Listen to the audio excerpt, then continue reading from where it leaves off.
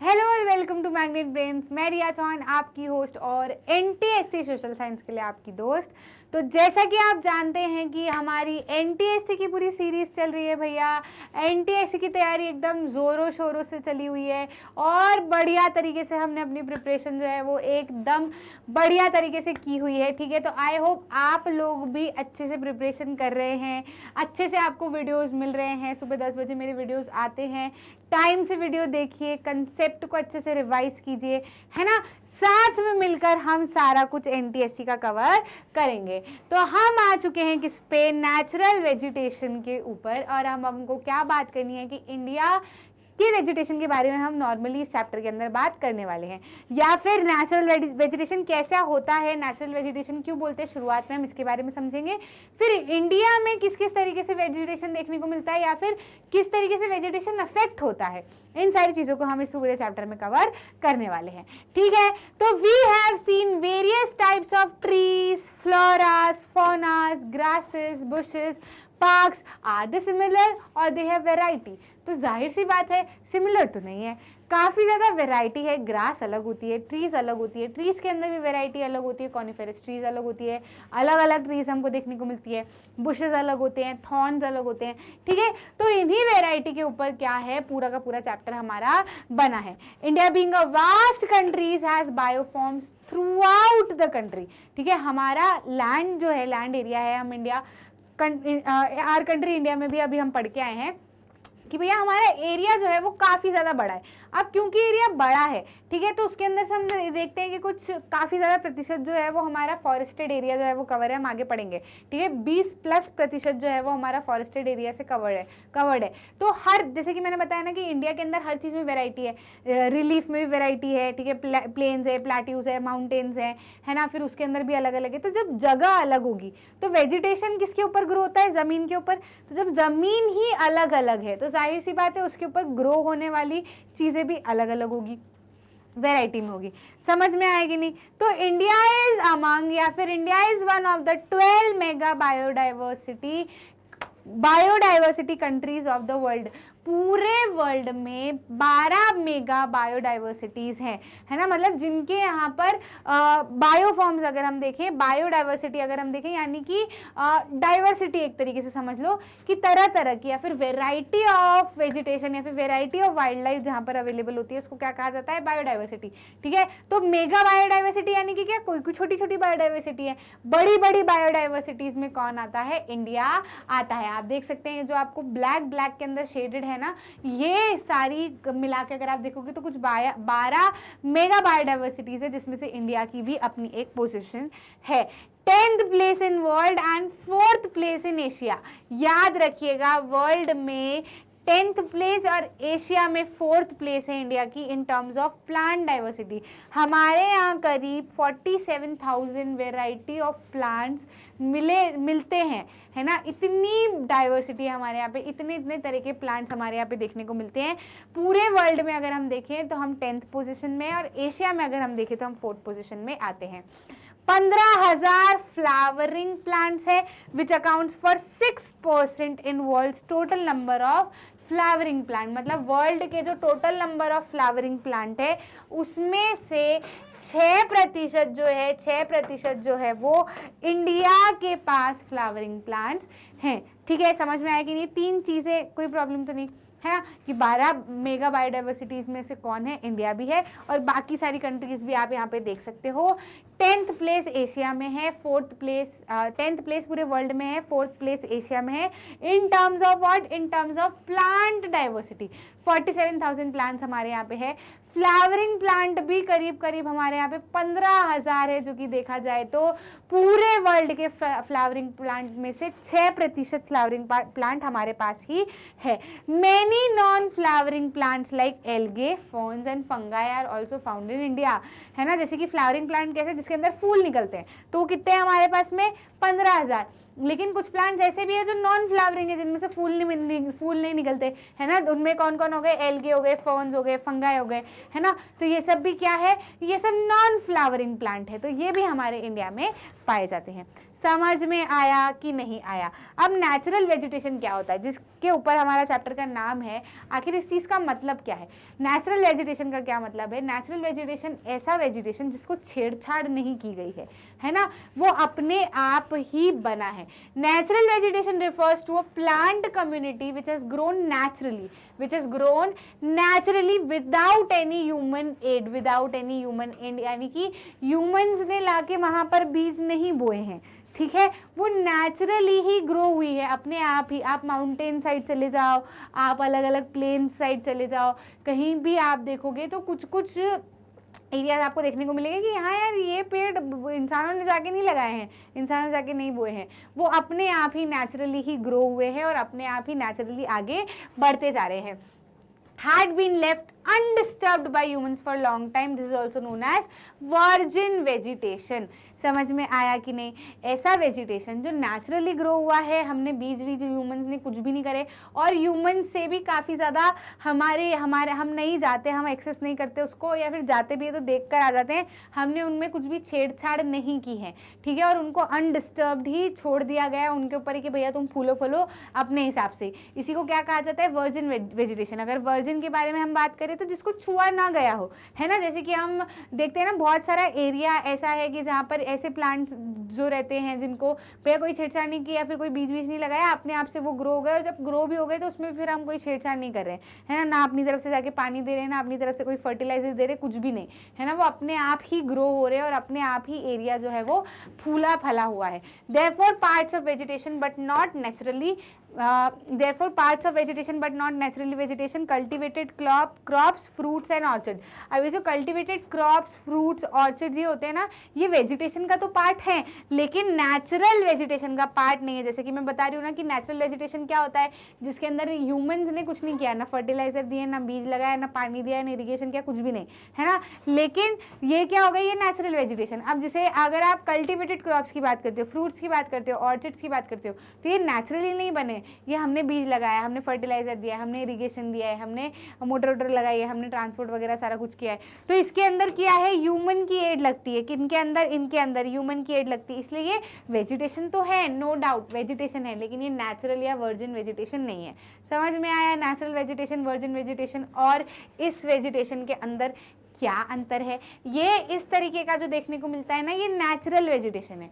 ये इस तरीके का जो देखने को मिलता है ये ह्यूमन वेजिटेशन है, या फिर वेजिटेशन तो है लेकिन नेचुरल वेजिटेशन नहीं है।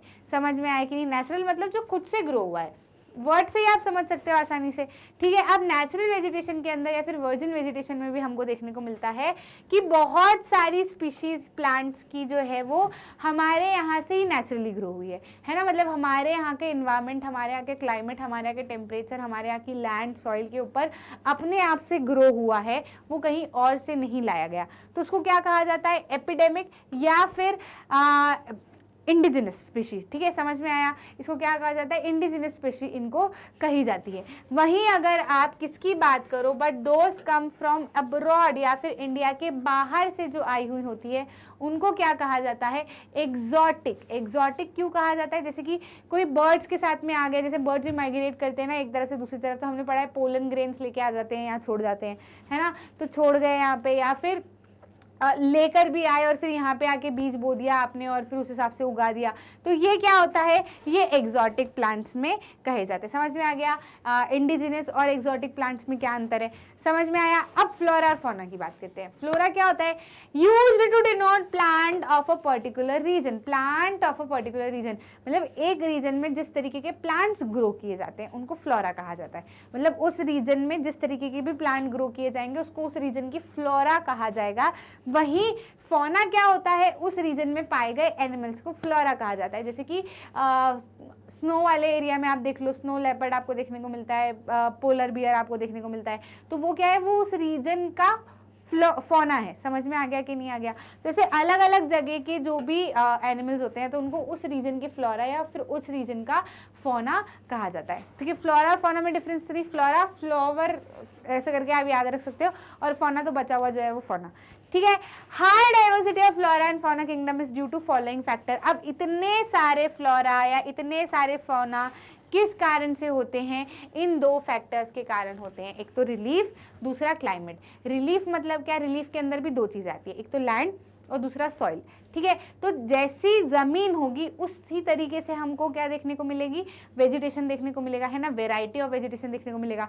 अगर वेराइटी ऑफ रिलीफ है, मतलब अलग अलग तरीके का, माउंटेन भी है, प्लेट्यू भी है, प्लेन भी है, कोस्टल प्लेन भी है ना, आइलैंड्स भी है, तो अलग अलग तरीके के हमको, जितना ज़्यादा लैंड अलग उतनी ज़्यादा वेजिटेशन अलग, जितना ज़्यादा सॉइल अलग जितनी ज़्यादा वेजिटेशन अलग, ठीक है। इस कारण से हमारे यहाँ पर रिलीफ भी बहुत ज़्यादा है। हमने बात की थी mountain, plateau plain, coastal plain, island, सब कुछ हमको यहाँ पे देखने को मिलते हैं। तो जब बहुत ज़्यादा रिलीफ में वैरायटी है हमारे पास में, तो जाहिर सी बात है वेजिटेशन में भी वैरायटी होगी। वैसे ही क्लाइमेट जो है वो भी हमारे यहाँ पे बहुत अलग अलग है ना, ट्रॉपिकल जोन, सब ट्रॉपिकल जोन, ठीक है। तो एवरग्रीन फॉरेस्ट, डेसिडुअस फॉरेस्ट, ये भी सारे क्लाइमेटिक के हिसाब से ही बने हुए है ना, तो उनकी भी बातें होती है, वो भी हम आगे देखेंगे। तो जितना ज़्यादा क्लाइमेट अलग होगा, जैसे यहाँ पर अगर हम देखें तो बहुत ज़्यादा गर्मी है तो वो डेजर्ट वाला एरिया, वहाँ पे थॉर्नी बुशेस आएंगे, ठीक है। अगर जहाँ पे काफ़ी अच्छी बारिश होती है तो वहाँ पे एवरग्रीन फॉरेस्ट आपको देखने को मिलेंगे कि बढ़िया हरे हरे रहते हैं वहाँ के पत्ते, है ना।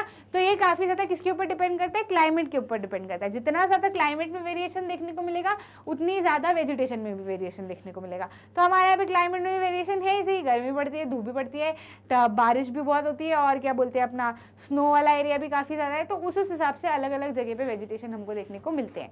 समझ में आया कि नहीं कि भैया क्यों अलग अलग तरीके का वेजिटेशन है, या फिर डाइवर्सिटी ऑफ वेजिटेशन इंडिया में देखने को मिलता है। समझ गए। रिलीफ के कारण मेजर फैक्टर्स क्या है, रिलीफ और क्लाइमेट, ठीक है। अब वो रिलीफ दो तरीके से डिवाइड हो जाते हैं, लैंड और सॉइल, और क्लाइमेट भी डिवाइड होगा, हम आगे बात करेंगे। तो उस हिसाब से कामकाज जो है वो चल रहा है।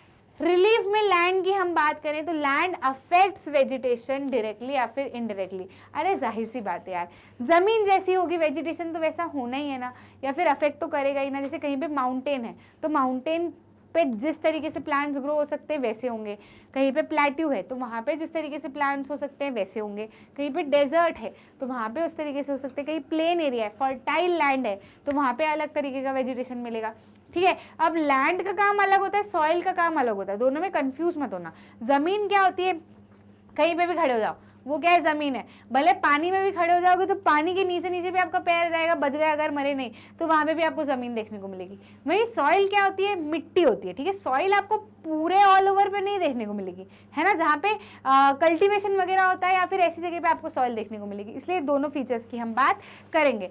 लैंड अफेक्ट्स वेजिटेशन डायरेक्टली और indirectly. We don't expect same type of vegetation in mountain, plateau, plains, dry and wet region. जाहिर सी बात है कि इन सारी जगह पर एक जैसा वेजिटेशन नहीं हो सकता। Nature of land influences the type of vegetation, ये तो हम अभी शुरुआत से बोलते ही आ रहे हैं। फर्टाइल लैंड, जितनी लैंड फर्टाइल होगी जनरली डिवोटेड टू एग्रीकल्चर, जितनी ज़्यादा लैंड फर्टाइल होगी वहाँ पे एग्रीकल्चर काफ़ी ज़्यादा देखने को मिलेगा। अनड्यूलेटिंग या फिर रफ टेरेन होगा, जहाँ पर खुरदुरा सा टेरेन अगर वहाँ पे होगा। These are areas of grasslands and woodlands which provide shelter to variety of animals. तो यहाँ पर वेजिटेशन आपको कम देखने को मिलेगा, मतलब यहाँ पे आप खेती नहीं कर पाओगे, लेकिन क्या होगा यहाँ पे ग्रासलैंड होंगे, मतलब अपने आप से नेचुरली उगे हुए जो भी प्लांट होंगे या नेचुरली उगे हुए जो भी वेजिटेशन होगा वो होगा, और साथ ही साथ में वहाँ पे जंगल होंगे। आप ऐसे समझ सकते हो कि वो जंगल की तरह का एरिया होगा और वहाँ पर एनिमल्स वगैरह को शेल्टर ज़्यादा मिलेगा, वहाँ पे आपको वाइल्ड लाइफ भी काफ़ी देखने को मिलेगी। तो क्योंकि फर्टाइल लैंड है तो ये देखो लैंड में ही अंतर है ना, इसी वजह से ये दो चीज़ें हमको देखने को मिल रही है। समझ में आया कि नहीं आया? जैसे कि आप ये देख सकते हो कि ये क्या है, ये वाला माउंटेनियस रीजन है ना, ये वाला नदर्न प्लेन्स हमारे आ जाते हैं, ये क्या आ जाता है हमारा पेनिनसुलर प्लेट्यू, ठीक है। तो इसी वजह से वेजिटेशन में भी काफ़ी ज़्यादा अंतर देखने को मिलता है। सॉइल की हम बात करें, लैंड समझ में आया, लैंड में अगर फर्टाइल लैंड होगी तो कल्टिवेटेड रहेगा, अगर अनड्यूलेटिंग या फिर रफ टेरेन देखने को मिलेगा तो वहाँ पे क्या होगा, ग्रासलैंड होंगे और काफ़ी ज़्यादा शेल्टर किसको मिलेगा, एनिमल्स को। वहीं सॉइल की हम बात करें, soil also very over space, अलग अलग जगह पे अलग अलग सॉइल देखने को मिलती है। एग्रीकल्चर वाले चैप्टर में हम ढेरों सॉइल पढ़ के आए है ना। Different types of soil provide basis of different type of vegetation, जैसी सॉइल वैसा वेजिटेशन। जैसे कि सैंडी सॉइल है तो डेजर्ट में कैक्टस, थॉर्नी बुशेस दिखेंगे। अगर कहीं पे डेल्टाइक सॉइल है, डेल्टाइक सॉइल मतलब क्या, डेल्टा जहाँ बनता है ना, जहाँ पर अलग अलग रिवर्स जो है वो मिलकर समुद्र में बह के जानी होती है, तो वहाँ का रीजन कैसा होता है, बहुत ज़्यादा फर्टाइल होता है, ठीक है। वेट या फिर marshy region supports mangrove forest, यहाँ पे मैंग्रोव फॉरेस्ट देखने को मिलते हैं। हम बात करेंगे अभी, यहाँ पे कंफ्यूज मत हो, आगे बात करेंगे इनकी। हिल है जैसे कि माउंटेन है ना, तो माउंटेन है तो यहाँ पे तो आप नहीं कह सकते ना कि ब्लैक सॉइल वगैरह मिलेगी, या फिर कहें तो अलग ही तरीके का लैंड भी अलग होगा और इसके ऊपर सॉइल भी अलग मिलेगी ना। हिल्स पे कैसी मिलेगी, with some depth of soil have conical trees. यहाँ पे ट्रीज आपको ऐसे देखने को मिलते हैं ना, ये ऐसे कोनिकल शेप में आपको ट्रीज यहाँ पे देखने को मिलते हैं, काफी ज्यादा पाइन है या फिर कॉनिफेरस है ना, तो इस तरीके की ट्रीज आपको यहाँ पर देखने को मिलती है। तो जैसी सॉइल वैसा वेजिटेशन, तो सॉइल भी अलग अलग है तो वेजिटेशन भी अलग अलग होगा। ये किसकी बात की हमने, रिलीफ की, ठीक है। अब किसकी बात कर लेते हैं, क्लाइमेट की, कि क्लाइमेट में क्या क्या डिफरेंस होता है जिसकी वजह से वेजिटेशन अफेक्ट होता है। तो क्लाइमेट में डिफरेंस किस किस के आते हैं, एक तो टेम्परेचर के आते हैं, ठीक है, टेम्परेचर के कारण होता है, सनलाइट के कारण होता है, प्रेसिपिटेशन के कारण होता है, फिर हम पढ़ेंगे क्या, इंपॉर्टेंस ऑफ फॉरेस्ट, ठीक है। तो ये 3 चीजों के बारे में हमको समझना है। देखो टेम्परेचर के कारण भी काफी ज्यादा वेजिटेशन के ऊपर इफेक्ट होता है ना, जाहिर सी बात है। Characters and extent of vegetation are mainly dependent and determined by temperature, humidity, precipitation and soil, ठीक है। तो सॉइल की तो हम बात कर चुके हैं। टेम्परेचर की यदि हम बात करें तो on slopes of Himalaya and hills of peninsula above heights of 915 metre fall in temperature affect vegetation and growth। जैसे जैसे हम ऊपर बढ़ते जाते हैं टेम्परेचर कम होता जाता है, ठंड बढ़ने लगती है, इसीलिए यहाँ पर वेजिटेशन भी अलग देखने को मिलता है। अगर पेनिनसुला पे आप देखोगे, जैसे कि हिल पे बात की तो टेम्परेचर काफी ठंडा होता है ना, तो वहां पे वेजिटेशन अलग देखने को मिलेगा। वहीं अगर आप पेनिनसुला यानी कि जो नीचे वाला हिस्सा है, ठीक है, पेनिनसुला की हम बात कर चुके हैं। क्या होता है, पेनिनसुलर ऐसा एरिया होता है जिसके तीनों तरफ क्या होता है, पानी होता है ना। जैसे कि ये अभी हमने मैप देखा था ना, ये क्या है, ये पेनिनसुलर एरिया है। क्यों, क्योंकि यहाँ पर क्या है, इधर अरेबियन सी, इधर बे ऑफ बंगाल, नीचे इंडियन ओशन है ना, तो ये पेनिनसुलर रीजन है। अब यहाँ पे क्या देखने को मिलते हैं, हल्के हल्के माउंटेन थोड़े थोड़े देखने को मिलते हैं, पर ऐसे माउंटेन नहीं जहाँ पर टेम्परेचर कम हो रहा हो, ठीक है। यहाँ का टेम्परेचर ठीक ठाक रहता है। और यहाँ पर क्या है, प्लेट्यू आपको कहीं ना कहीं देखने को मिलेंगे, यहाँ पर ईस्टर्न कोस्टल प्लेन, यहाँ पे वेस्टर्न कोस्टल प्लेन, तो ये वाला एरिया थोड़ा सा नीचे होता है ना। तो यहाँ पर वेजिटेशन अलग देखने को मिलता है कि नहीं, अलग देखने को मिलता। Fall in temperature affect vegetation and growth, ठीक है। जैसे जैसे टेम्परेचर बढ़ते जाता है, हिमालय की तरफ हम जाते जाते हैं तो वेजिटेशन चेंज होगा, ठीक है। ऊपर जाते जाएंगे तो वैसी वेजिटेशन चेंज होता जाएगा क्योंकि क्लाइमेट ठंडा होता जाएगा।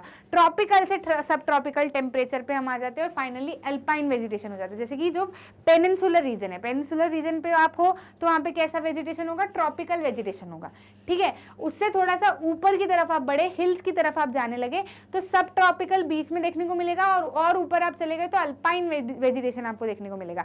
अभी ट्रॉपिकल, सब ट्रॉपिकल, अल्पाइन वेजिटेशन क्या होता है इसके बारे में हम बात करेंगे आगे। टाइप्स ऑफ वेजिटेशन देखेंगे ना, तब आपको काफी अच्छे से समझ में आ जाएगा। मैं अच्छी तरीके से आपको एक्सप्लेन कर दूंगी, अभी बताऊंगी तो कंफ्यूज हो जाओगे, ठीक है। अभी तो इतना समझ लो कि जैसे जैसे हमारा एरिया भी चेंज होते रहता है या फिर टेम्परेचर चेंज होते रहता है, वैसे वैसे कैसे हमारा वेजिटेशन अफेक्ट करता है।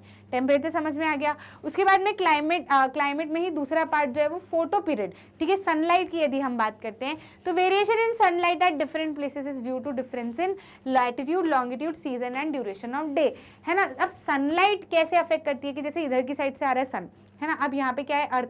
अब अर्थ जो है वो ऐसे ऐसे रिवॉल्व भी करता है, साथ साथ में घूमता भी रहता है ना। जब घूमता भी रहता है तो कभी किसी पोजीशन पे धूप पड़ती है, सुबह होती है, फिर रात हो जाती है, फिर सुबह होती है, दोपहर होती है, रात हो जाती है ना। तो लैटिट्यूड और लॉन्गिट्यूड भी बदलते रहते हैं ना, से शिफ्ट होते जाते हैं, पीछे तरफ जाते जाते हैं। आई होप, मैं अज्यूम कर रही हूँ आप मोशन ऑफ द अर्थ और ग्लोब वाला चैप्टर और सारा कुछ अच्छे से पढ़ के आए हो। ग्लोब तो हम आगे बात करेंगे, लेकिन motion of the earth, our country India, ये सब आपने पढ़ लिया तो आपको लैटिट्यूड और ये सब अच्छे से समझ में आ जाएगा, है ना, इस हिसाब से। तो लैटिट्यूड, लॉन्गिट्यूड में आपको मेरे को ज़्यादा एक्सप्लेन करने की ज़रूरत नहीं है, चेंज होता रहेगा, रोटेशन बदलता रहेगा तो पीछे जाते जाएगा, और उसकी वजह से सीजन भी बदलते रहेंगे। क्यों, क्योंकि रिवॉल्यूशन होता रहेगा, जिसकी वजह से काफ़ी ज़्यादा सनलाइट में चेंजेस आते रहेंगे। एकदम कड़ी धूप पड़ेगी, या फिर कहा जाए तो कभी ठंडी धूप पड़ेगी, या फिर कहा जाए तो घूम के अगर दूर चले गए तो ठंड पड़ने लगेगी, पीछे की तरफ अगर हो गए तो विंटर्स आ जाएगा या फिर रात हो जाएगी, है ना। तो इस वजह से काफ़ी ज़्यादा फोटो पीरियड जो है वो अलग अलग होता है, कभी ज़्यादा धूप, कभी थोड़ी धूप, कभी बहुत ज़्यादा धूप, कभी मीडियम धूप, इस तरीके से चीज़ें हमको देखने को मिलती है। Due to longer duration of day, trees in summer grow faster. जैसे कि आप जानते हो कि ट्रीज को ग्रो करने के लिए किसकी जरूरत होती है, सनलाइट की जरूरत होती है। सनलाइट से ही फोटोसिंथेसिस होता है, फोटोसिंथेसिस से खाना मिलता है, खाने से ही ग्रोथ मिलती है। तो समर्स में क्या होता है, दिन लंबे होते हैं, आसानी से, आपको पता है दिन काफ़ी ज़्यादा लंबे होते हैं। जब लंबे होते हैं तो यहाँ पे फोटो पीरियड यानी कि सनलाइट का जो पीरियड है, यानी कि धूप पड़ने का जो समय है, वो भी ज़्यादा लंबा मिलेगा ना। इसकी वजह से ट्रीज काफ़ी ज़्यादा अच्छे से ग्रो कर पाती हैं समर में। ठीक है, तो MCQ में आ जाए, in which season trees grows very fast या फिर फास्टर, तो आपको क्या बताना है, समर्स। ठीक है, due to longer duration of day. Precipitation की अगर हम बात करते हैं, प्रेसिपिटेशन क्या होता है, रेनफॉल, है ना। In India almost entire rainfall is brought by 2 monsoon. एक तो advancing south west monsoon. South west monsoon कैसा है, मतलब वेस्ट की तरफ जाता हुआ, जो ग्रीन में आपको दिख रहा है ना, ये क्या है, साउथ वेस्ट मानसून। और रिट्रीटिंग एडवांसिंग, ये शुरुआत में आता है, जब जून में आता है ना, ये क्या कहलाता है, एडवांसिंग साउथ वेस्ट मानसून। और रिट्रीट नॉर्थ ईस्ट मानसून, ये क्या होता है, बाद में जब बारिश होती है ना, ठीक है, वो वाले टाइम को क्या बोलते हैं, बाद में आने वाला, रिट्रीट करने वाला। जब हम रबी सीजन वगैरह की तैयारी करते हैं तब भी पानी गिरता है ना, ठीक है, थोड़ा बहुत, तो वो क्या कहलाता है, रिट्रीटिंग नॉर्थ ईस्ट मानसून। तो बेसिकली इन दो की वजह से जो है वो बारिश इंडिया में देखने को मिलती है। Vegetation in areas of heavy rainfall, मतलब जहां पर ज्यादा बारिश हो रही है वहां वेजिटेशन क्या होता है, ज्यादा होता है। जहां पर ज्यादा बारिश हो रही है वहां वेजिटेशन काफी अच्छा होता है as compared to areas of less rainfall. अब जैसे डेजर्ट में देख लो कितना कम पानी गिरता है, पानी कम गिरता है तो वहाँ की सॉइल, और धूप ज़्यादा होती है तो वहाँ की सॉइल भी कैसी है, सैंडी है, चिपकी हुई नहीं है, रेत है, बालू रेत जैसी आप समझ लो।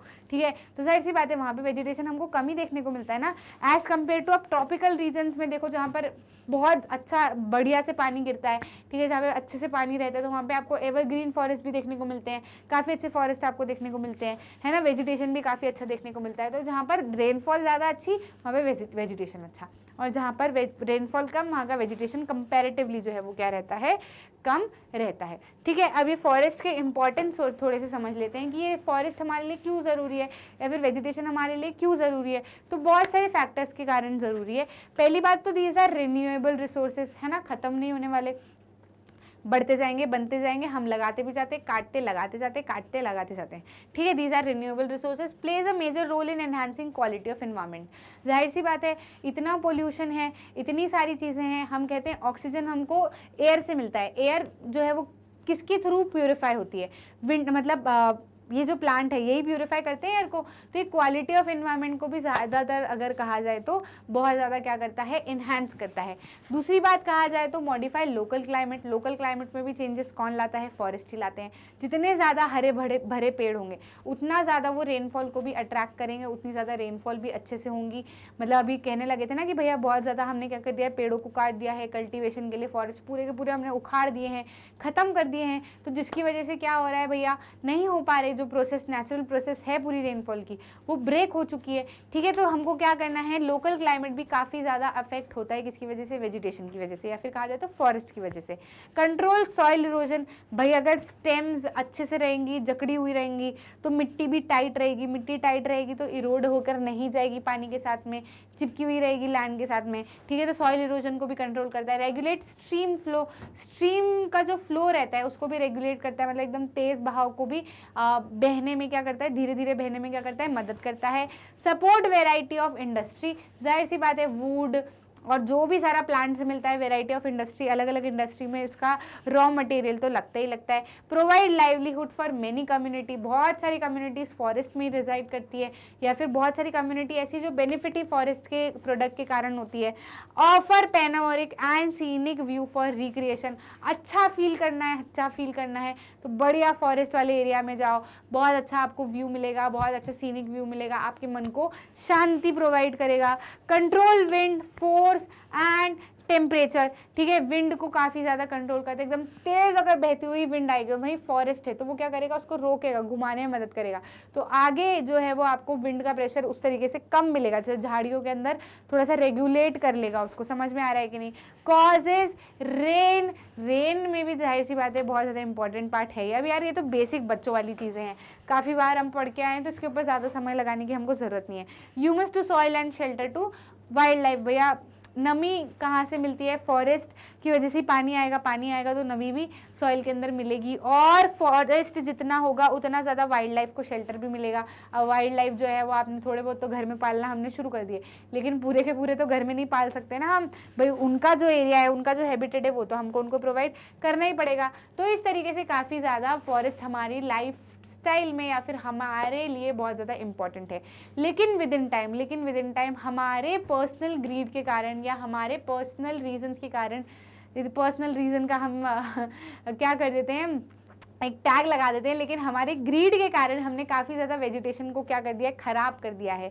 ठीक है, किस किस रीज़न से? Growing demand of agricultural land, हमको काफ़ी ज़्यादा खेती करनी है, अगर तो खेती करनी है तो उसके लिए क्या करना पड़ेगा, जो बड़े बड़े फॉरेस्ट है उनको काटना पड़ेगा, तभी हमको ज़मीन मिलेगी तभी हम वहाँ पर खेती कर पाएंगे। भाई फॉरेस्ट को खेती से रिलेट मत करना, फॉरेस्ट अलग है ना, फॉरेस्ट को काटोगे तभी खेती कर पाओगे, है ना। ऐसा मत सोचना कि खेती तो क्या, फॉरेस्ट भी तो खेती है, फॉरेस्ट खेती नहीं है, जो नेचुरली ग्रो हुए हैं। ठीक है, लेकिन अब खेती करनी है तो फॉरेस्ट को काटने पड़ेंगे, बड़े बड़े पेड़ों को उखाड़ने पड़ेंगे, उसके बाद में लैंड बनेगी, लैंड को फिर आप क्या करोगे, प्लोइंग वगैरह करोगे और फिर उपजाऊ आप थोड़ी सी बनाओगे, फिर वहाँ पे सीड डालोगे, सीड डाल के आप खेती करोगे, फिर हार्वेस्ट करोगे। ठीक है, तो कल्टीवेशन के लिए हमने क्या किया है, बहुत ज़्यादा फॉरेस्ट ख़त्म कर दिए हैं। इंडस्ट्रीज़ को भी डेवलपमेंट करने के लिए फॉरेस्ट ख़त्म कर दिए हैं। जैसे इंडस्ट्रीज़ अगर बनानी है तो वो आउटस्कर्ट ऑफ द सिटी पे बनाते हैं ना, हम बाहर वाली तरफ बनाते हैं। बाहर वाली तरफ यूजुअली क्या रहता था, सिटी के बाहर वाली तरफ घने जंगल वगैरह ही रहते थे।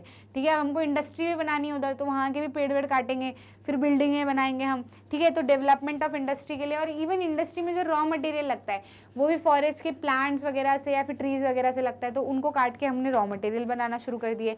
माइनिंग एंड अर्बनाइजेशन, भाई आयरन ओर चाहिए हमको नीचे से निकाल के, हमको कोल चाहिए, डायमंड चाहिए। ठीक है, तो हमने खोद के पूरी ज़मीन की वाट लगा मारी, या फिर अगर कहा जाए तो जैसे डायमंड की भी प्रोसेस वैसी होती है कि जहाँ पे आपको बहुत घने जंगल मिलेंगे ना, तो वहीं के नीचे काफ़ी ज़्यादा डायमंड भी धीरे धीरे करके बनने लगता है with in the over period of time. आपने भी सुना भी होगा रिसेंट न्यूज़ में कि भाई बहुत ज़्यादा डायमंड है वहाँ नीचे, तो वो क्या करना है, पूरे के पूरे फॉरेस्ट को, MP का ही एक फॉरेस्ट है, फॉरेस्ट एरिया, उसको क्या करना पड़ेगा, उखाड़ना पड़ेगा। तो वो उखाड़ दोगे खाली डायमंड के लिए, तो डायमंड तो लेके बेच दोगे, लेकिन ये जो प्रोवाइड कर रहा है हमको कितने सारे फॉरेस्ट जो है वो हमको कितनी सारी फैसिलिटीज़ प्रोवाइड कर रहा है, इसका हम क्या करेंगे, ओवर ग्रेजिंग ऑफ पास्चर्स, गाय ढोर बैल बकरी सबको लेके जाना है, खाने के लिए रोटी नहीं दे रहे या फिर खाने के लिए नहीं दे रहे तो ले गए जंगलों में, और सारा का सारा जो है वो अब वो तो खींच के बेचारे जानवर क्या समझते हैं, खा खा के वो जो जड़ जो लगी रहती है, या फिर कहा जाए तो ग्रास जो सॉइल को थोड़ी सी टाइट बनाती है वो लूज हो जाती है, फिर पानी आता है तो इरोजन हो जाता है, बह के चली जाती है, जिसकी वजह से काफ़ी ज़्यादा फॉरेस्ट कवर या फिर कहा जाए तो वेजिटेशन जो है वो अफेक्ट हुआ है। India's vegetation has grown through various changes due to these several factors. समझ में आया कि नहीं आया? ठीक है, तो ओवरग्रेजिंग वगैरह के कारण ये चीज़ हो रही है। अब आप देख सकते हो कि इंडिया का बहुत ही कम ऐसा हिस्सा है जो जहाँ का वेजिटेशन जो है वो अनटच्ड है, मतलब छुआ हुआ नहीं है, वो अपने हिसाब से ग्रो हो रहा है और हमने वहाँ पे कुछ भी हिंड्रेंस नहीं डाली है। Vegetation cover of India in large part is no more natural in real sense. काफ़ी हद तक रियल सेंस में नेचुरल हमारा वेजिटेशन कवर नहीं बचा हुआ है। कई जगह फॉरेस्ट को काट के हमने ज़मीनें बना दी है ताकि हम क्या कर सके, एग्रीकल्चर कर सके, या फिर कहीं कहीं तो एग्रीकल्चर भी नहीं किया है, बिल्कुल जमीनों को बंजर छोड़ दिया है ना। जो जहां जहां तक हमारा हाथ जाते जा रहा था कि यहाँ भी बस जाते हैं, यहाँ भी बस जाते हैं, तो हमने वेजिटेशन जो है वो पूरी तरीके से रियल सेंस में जो नेचुरल वेजिटेशन इंडिया का था वो काफी हद तक हमने खराब कर दिया है। खुश मत हो, ये टेंशन वाली बात है, बिल्कुल गलत बात है। ठीक है, except in inaccessible regions, like कोई से इनएक्सेसिबल रीजन है जहाँ हमको ऐसा लगता है कि अरे यहाँ पर तो नहीं रह सकते हम ज्यादा समय तक, तो फिर हम वहां तक नहीं जाते हैं। जैसे कि क्या क्या हो गया भैया, हिमालय हो गए, hilly region of central India हो गया, या फिर मरुस्थल हो गए। ठीक है, तो ये रीजन ऐसे हैं जो अनटच्ड हैं या फिर इनएक्सेसिबल, हमारे लिए इनएक्सेसिबल है, तो हम नहीं जा सकते वहां पे या फिर नहीं हमेशा रह सकते, तो हमने छोड़ दिया, वहां का वेजिटेशन अपने हिसाब से ग्रो हो रहा है। तो यहाँ ये जो 3 एरियाज है ये वाले में ही रियल सेंस में नेचुरल वेजिटेशन देखने को मिलता है, बाकी तो सब हमने खराब कर दिया। Vegetation in most areas have been modified at some places और रिप्लेस्ड और degraded by human occupancy. Humans ने रहना शुरू किया पहले इंडस वैली की तरफ हमने रहना शुरू किया, इंडस वैली सिविलाइजेशन में पढ़े थे। देखो हर चीज को रिलेट करते हुए चलो, हर चीज को रिलेट करते हुए चलो। सोशल साइंस को सिर्फ ऐसे मत पढ़ो कि ज्योग्राफी पढ़ना है, हिस्ट्री पढ़ना है, सिविक्स पढ़ना है, सबको अलग अलग, सबको मिक्स करते हुए चलो तो बहुत अच्छी से चीजें समझ में आएंगी, है ना। शुरुआत हमने कहां से की थी? इंडस वैली सिविलाइजेशन में हमने रहना शुरू किया था, इंडस वैली के आसपास, सिंध नदी के आसपास, वो भी नदियों के आसपास हमने रहना शुरू किया था। फिर शुरुआत में तो हम हंटर गैदरर ही थे, ऐसे भेड़ बकरियों को या फिर कहा जाए तो जानवरों को मार काट के खाया करते थे, ठीक है। लेकिन फिर धीरे धीरे नेचुरली क्या होने लगी, ग्रासेस ऐसे ग्रो होने लगी जिसके अंदर वीट, बार्ले और ये सब आने लगे, है ना। तो ह्यूमंस ने उसके प्रोसीजर देखे कि अच्छा ये कब तक ग्रो होता है, कितना लंबा टाइम लगता है, कब हार्वेस्ट करना है। तो ऐसे धीरे धीरे करके जब हमको समझ आया कि अच्छा इन चीजों को भी खाया जा सकता है, तो हमने मतलब वहां उस समय के जो मेल फीमेल चिल्ड्रन थे उन्होंने उस प्रोसेस को देखा कि कितना समय लगता है। अब एग्रीकल्चर करने में तो थोड़ा बहुत समय तो लगेगा ना, उसको प्रॉपर केयर देनी पड़ेगी, पानी देना पड़ेगा, सब कुछ देना पड़ेगा, है ना।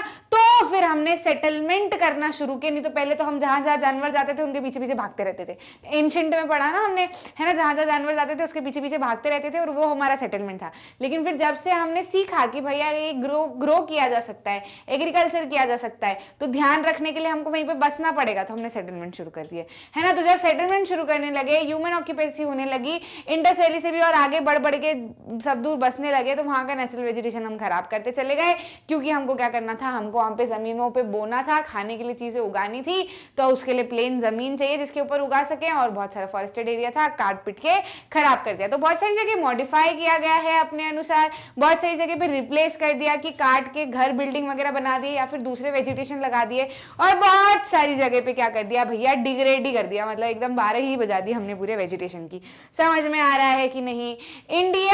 इंडिया स्टेट इंडिया के मतलब according to India state of forest report के अनुसार 2011 की फॉरेस्ट रिपोर्ट के अनुसार forest covers in India is 21.05%।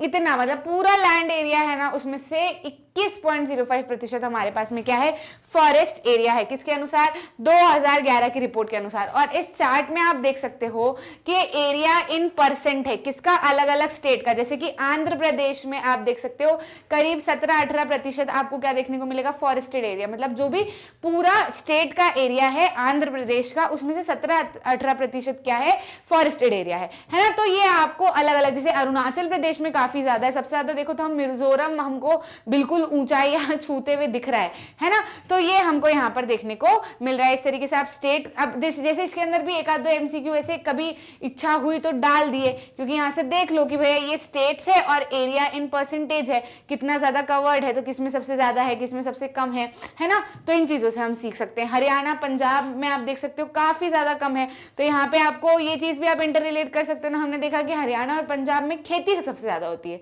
ना। खेती काफी ज्यादा आपको वहां पे देखने को मिलेगी। जब खेती देखने को मिलेगी तो फॉरेस्ट एरिया हटाएंगे और जमीन लेके आएंगे, तभी तो खेती कर पाएंगे। तो यहाँ पे देखो फॉरेस्टेड एरिया कितना कम है। समझ में आया कि नहीं? चीजों को इंटर रिलेट करते हुए चलो तो सारी चीजें क्लियर हो जाएंगी। अब किसकी बात करते हैं? देखो हमने पूरा समझ लिया कि नेचुरल वेजिटेशन किन किन फैक्टर्स के ऊपर डिपेंड करता है, लैंड के ऊपर डिपेंड करता है, मतलब रिलीफ के ऊपर और क्लाइमेट के ऊपर। क्लाइमेट के अंदर भी हमने अलग अलग चीजें देखी कि सनलाइट देख लिया, प्रेसिपिटेशन देख लिया, है ना, जो भी उसके फैक्टर्स थे। और लैंड के अंदर भी रिलीफ के अंदर भी लैंड और सॉइल दोनों की हमने बात कर ली कि किस तरीके से वेजिटेशन अफेक्ट होता है इनके कारण, है ना। और फिर हमने रीजंस भी देखे कि भैया इतना सारा हम फॉरेस्ट की बात कर रहे हैं तो आखिर फॉरेस्ट जरूरी क्यों है, उसकी हमने बात कर ली। उसके बाद में हमने क्या बात की कि ये जो इतना सारा वेजिटेशन है, सब कुछ है, ये हमने किस तरीके से खराब कर दिया है ना। और फिर हमने अभी स्टेट्स देखे कि कहां पर किस तरीके का वेजिटेशन है।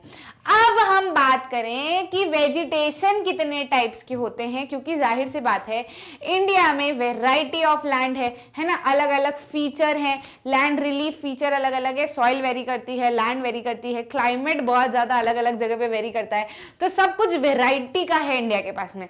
तो जब इनपुट जैसा इनपुट डालते हैं वैसा आउटपुट मिलता है ना, तो अब वेजिटेशन के लिए इनपुट क्या है, लैंड है, सॉइल है, प्रेसिपिटेशन है, मतलब पूरी तरीके से क्लाइमेट है। जब इनपुट ही वेराइटी का जा रहा है तो जाहिर सी बात है आउटपुट भी वेराइटी का ही निकल के आएगा ना। तो वही है, इसलिए हमारे यहाँ पर टाइप्स ऑफ वेजिटेशन, मतलब वेजिटेशन का जो जिस तरह के वेजिटेशन होते हैं ना वो भी काफी सारे देखने को मिलते हैं। जैसे कि आप इंडिया के मैप में देख लो, अब आपको जो ये वाला दिख रहा है ग्रीन वाला हिस्सा, ये वाला डार्क ग्रीन वाला हिस्सा, यहाँ पे आपको क्या देखने को मिलता है, ट्रॉपिकल एवरग्रीन फॉरेस्ट। मतलब यहाँ पर आप समझ सकते हो कि काफी ज्यादा एकदम हरा भरा फॉरेस्ट आपको देखने को मिलते हैं, एकदम नई नवेली जो है वो पत्तियां आपको यहाँ पे देखने को मिलेंगी। अब ये जो बीच वाला हिस्सा है ट्रॉपिकल डेसिडुअस, जो लाइट ग्रीन में आपको दिख रहा है ना, ये वाला हिस्सा, इसमें से इस हिस्से को हटा दो, है ना, तो ये वाला हिस्सा जो है ना, ये वाला हिस्सा, ये क्या है, डेसिडुअस फॉरेस्ट हमको यहाँ पे देखने को मिलेंगे। उसके बाद में यदि हम बात करें कि लाइट ग्रीन, ये पैरेट ग्रीन, ऐसे तोते जैसा जो कलर का है आपको एरिया दिख रहा है ना, तो इसमें क्या देखने को मिलते हैं हमको, माउंटेन फॉरेस्ट देखने को मिलते हैं। नीचे वाला हिस्सा ये जो सुंदरबन के पास में है, और कहाँ पे, हल्का सा इधर वाली साइड में हमको देखने को मिल रहा है, यहाँ पे क्या देखने को मिलते हैं, मैंग्रोव फॉरेस्ट, ठीक है। और ये जो लाइट ग्रीन, बहुत ज्यादा लाइट ग्रीन वाला हिस्सा, यहाँ पे आपको ट्रॉपिकल थॉर्न फॉरेस्ट देखने को मिलते हैं। अब ये इतने तरीके के फॉरेस्ट है। देखो ये मैप के अंदर पोजिशन पूरा मैं क्लियर कर देती हूँ फिर से, इस मैप को थोड़ा सा अपने दिमाग में डाल लेना, ठीक है। अब हम जैसे जैसे एक करके फॉरेस्ट के ऊपर चलेंगे ना, तो हम बार बार ये नहीं देखेंगे कि भैया कौन सा एरिया क्या है। यहाँ से आप अच्छे से देख लो कि इस एरिया में कौन सी वेजिटेशन पाई जाती है, इसमें कौन सी वेजिटेशन पाई जाती है। आगे हम नाम पढ़ लेंगे। नाम क्यों पढ़ लेंगे, क्योंकि इतनी जगह बनाना, क्योंकि क्या है कि आपके जो एनसीईआरटी वगैरह उसके अंदर ना पूरे पैराग्राफ दे रखे हैं। अब वो पैराग्राफ दे रखे हैं ना, तो आपको पढ़ने में ऐसा लगता है तो इतना बड़ा सारा लिखा हुआ है, कैसे पढ़ेंगे, क्या कहाँ है। तो हमने क्या कर दिया, उसको बिल्कुल फ्लो चार्ट के फॉर्म में डाल दिया है ना। तो फ्लो चार्ट के फॉर्म में डाल दिया, तो या तो फ्लो चार्ट देख सकते हो या एक जगह आप मैप देख सकते हो, दोनों में से एक चीज आ सकती है ना, है ना। और यहाँ पे इजीली बता भी रखा है कि कौन कौन से एरियाज है। फिर जब मैं आगे पढ़ाते जाऊंगी ना आपको सब टाइप के वेजिटेशन, तो मैं उसमें रीजन भी बताऊंगी कि कहाँ पे कौन सा वेजिटेशन क्यों पाया जाता है ना। क्लाइमेटिक कंडीशन, लैंड और इनके कारण पाया जाता है। तो आप आसानी से देखोगे कि जैसे कि थॉर्न फॉरेस्ट बोल रहे हैं, अब थॉर्न फॉरेस्ट यहाँ राजस्थान वाले एरिया में और ये बीच वाले एरिया में आपको देखने को मिलेगा। क्यों देखने को मिलेगा, गर्मी के कारण, है ना, काफी ज्यादा। ये वाले एरिया देखो, अब ये कोस्टल वाला एरिया है, पूरा ट्रॉपिकल ग्रीन, इधर वाला ये यहाँ पे भी काफी ज्यादा पानी, अच्छा बढ़िया। तो जहां पे पानी अच्छे से रहेगा वहां पे ग्रीन फॉरेस्ट, एवरग्रीन फॉरेस्ट आपको देखने को मिलेंगे कि नहीं, समझ रहे हो ना। डेसिडुअस फॉरेस्ट में भी हमने मॉइस्ट और वेट ड्राई में हमने डिफरेंशिएट कर रखा है, वो हम आगे पढ़ेंगे। तो ये वाला हिस्सा जो है वो डेसिडुअस फॉरेस्ट में आपको देखने को मिलेगा। माउंटेन फॉरेस्ट थोड़े से नए हो जाएंगे आपके लिए, उसको मैं पढ़ाऊंगी आगे किस तरीके के होते हैं। तो इस तरीके से आपको अलग अलग रीजन यहाँ पे देखने को मिलेंगे और हम बात करते चलेंगे, ठीक है। तो कितने तरह के फॉरेस्ट है बेसिकली देखा जाए तो, ट्रॉपिकल एवरग्रीन फॉरेस्ट, उसके बाद में ट्रॉपिकल डेसिडुअस फॉरेस्ट, फिर आते हैं tropical thorn forest and scrubs, और साथ ही साथ में mountain forest and mangrove forest, ठीक है। तो अब एक एक करके सारे फॉरेस्ट की हम बात कर लेते हैं, ठीक है। तो रेडी स्टेडी गो। सबसे पहला क्या है, ट्रॉपिकल एवरग्रीन फॉरेस्ट, ठीक है। तो एरिया वाइज यदि देखा जाए ट्रॉपिकल एवरग्रीन फॉरेस्ट को, तो एरिया कैसा है भैया, कहां पे ट्रॉपिकल एवरग्रीन फॉरेस्ट हमको देखने को मिलते हैं, ये देखने को मिलते हैं ऐसे एरियाज में जहां पर हेवी रेनफॉल होती है, जहां पर काफी ज्यादा पानी गिरता है। अब कहां पे गिरता है, जाहिर सी बात है वेस्टर्न घाट्स पे, ठीक है। लक्षद्वीप और अंडमान निकोबार आइलैंड के आसपास भी आपको ज्यादा देखने को मिलेगा, पानी है, ठीक है। अपर parts of Assam and Tamil Nadu, है ना। तो हमने देखा ना ये वाले मैप में, ये क्या है, वेस्टर्न घाट, ठीक है। ये अंडमान और निकोबार आइलैंड, ये यहाँ पे भी आपको दिख रहा है, अंडमान निकोबार और लक्षद्वीप पे भी आपको देखने को मिल रहा है, ठीक है। और हमने क्या देखा, आसाम वाले रीजन में, अब ये और ये क्या है, वेस्टर्न घाट, ठीक है। और हल्का सा ईस्टर्न घाट का थोड़ा सा पार्ट, मतलब ईस्टर्न कोस्टल प्लेन का थोड़ा सा पार्ट हमको यहाँ पे देखने को मिल रहा है। तो जहां पर बारिश सबसे ज्यादा होगी, है ना, जहां पर क्या होगी, बारिश सबसे ज्यादा होगी, जहां एरिया में अच्छी रेनफॉल होगी, वहां पर आपको क्या देखने को मिलेंगे, एवरग्रीन फॉरेस्ट। क्योंकि जितना ज्यादा पानी है ना, जितना अच्छा पानी पेड़ पौधों को मिलता रहेगा, इतने हरे भरे पेड़ पौधे आपको देखने को मिलते रहेंगे।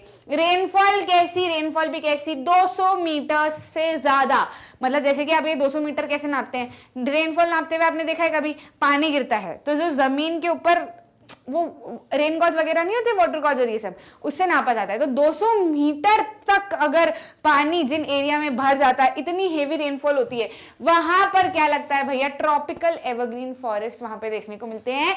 और रेनफॉल के बाद में थोड़ा सा ड्राई सीजन भी यहाँ पर जरूरी होता है, ताकि जो हेवी रेनफॉल है उसको भी थोड़ा बहुत क्या कर सके, थोड़ा सा बराबर कर सके, बैलेंस बना सके।